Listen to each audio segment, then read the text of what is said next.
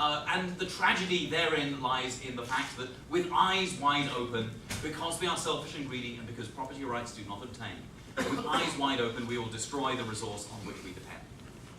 Now that idea of both who we are as human beings, this idea of the person as fundamentally unconstrained and greedy, this idea of homo economicus, and of the idea that resources that are unowned are vulnerable to precisely this kind of exploitation, was one that seemed to make a lot of sense.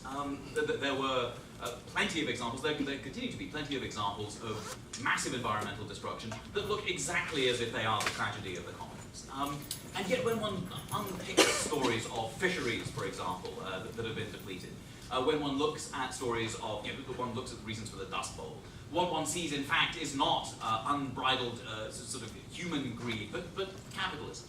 We see the unrestrained forces either of corporations forcing people to exploit the resources on which they depend, or of state capitalism. If one looks at one of the largest dust storms in the world today, China's biggest environmental problem is not, everyone thinks of China's environmental problems as pandas not being sufficiently, not shagging enough.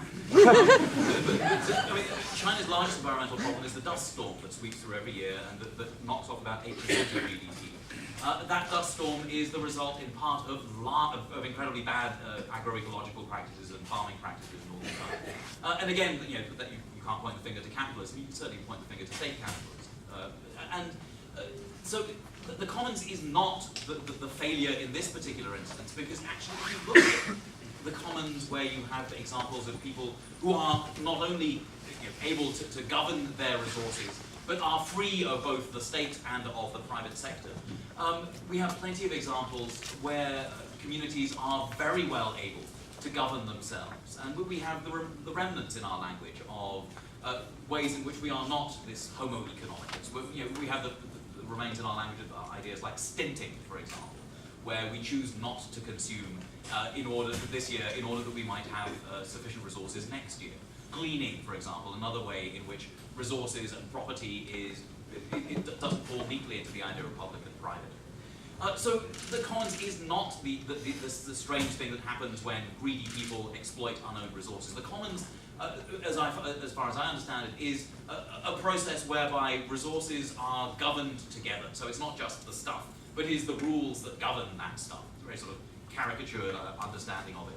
But that's helpful in reminding us also what the commons is not, which is some sort of weird bucolic past. One of the reasons why I think we're talking about the commons today is for reasons of nostalgia, and of the purest nostalgia, a nostalgia for something that no one has actually lived, but for which people read in history books.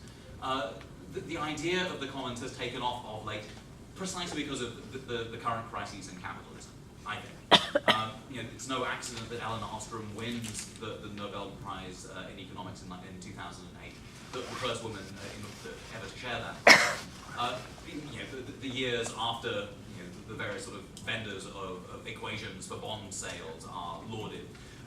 It's because of the crises in capitalism that all of a sudden we are being forced to think about alternatives to it. But the only alternatives it seems that we can grasp are the ones that live in some misty past. And the commons, as far as I understand it, is not a return to 14th century feudalism in Japan, as Ostrom, for example, gives as a for instance. The commons seems to be a sort of vibrant and democratic ongoing project that does exist in places, I think, but it involves a robust democratic and contemporary control of resources that isn't about, as I say, isn't about sort of revisiting the feudal, but rather reinventing the way that we govern ourselves and the world around us for the 21st century. So I want to pick up on some things. At this point, just really as a compliment to what Raj has said.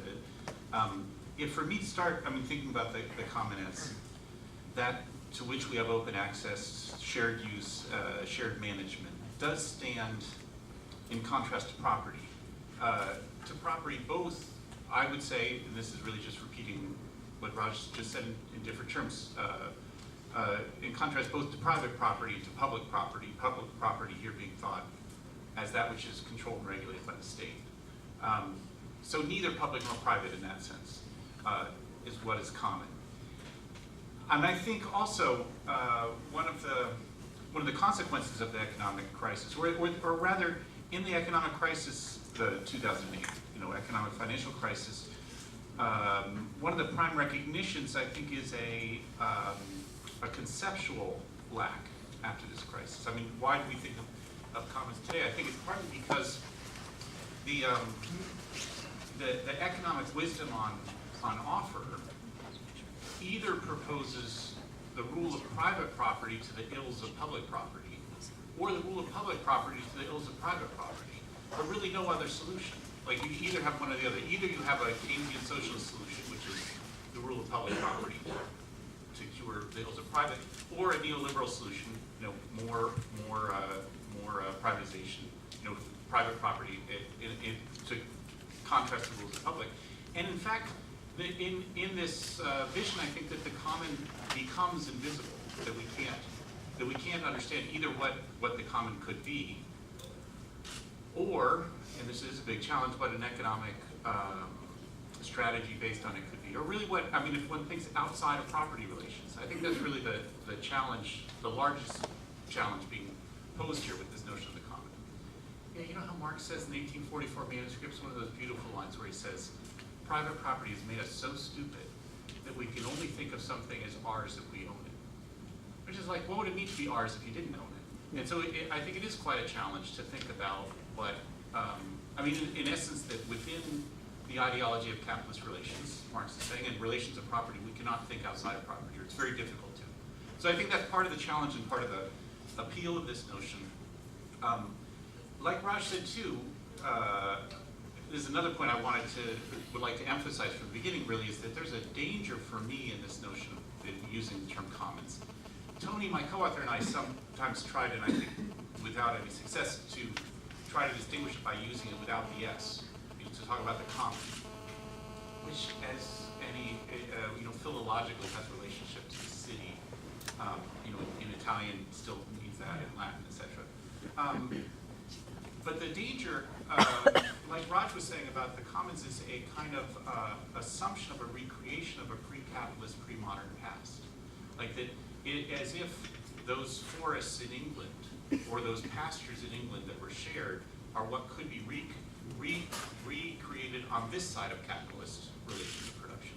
And what that notion often carries with it is a series of other hierarchies that in fact are in many ways more nefarious than capitalist relations of production themselves. So that I think one has to ward off. Yeah, that's one notion, which is a recreation of an idyllic past, in which everyone shared these things. And the second also is, the one has to ward off with this notion of the commons, is a notion of its spontaneous organization.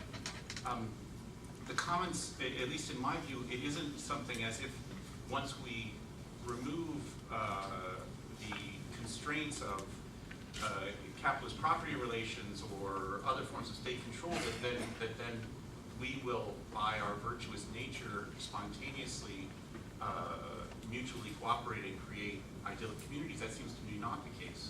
I think instead that any project of the commons has to come with a project of organization and not rely on either the recreation of a as you said, probably never existent past, a nostalgia for what never was, or a notion of spontaneous organization, so that the commons has to be, in that sense, both understood as the production of the new, really.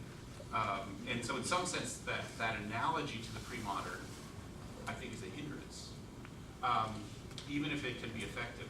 I think it's, in large sense, that came, or at least a certain standard usage of it came from the analogy between a cybernetic or virtual space and the pre-enclosure land relations. And now it's been used in others. Anyway, but I think that the analogy can be a problem. And then, the need for organization. Let me pose one other question about the common, this is a question now for me, both a description and a question.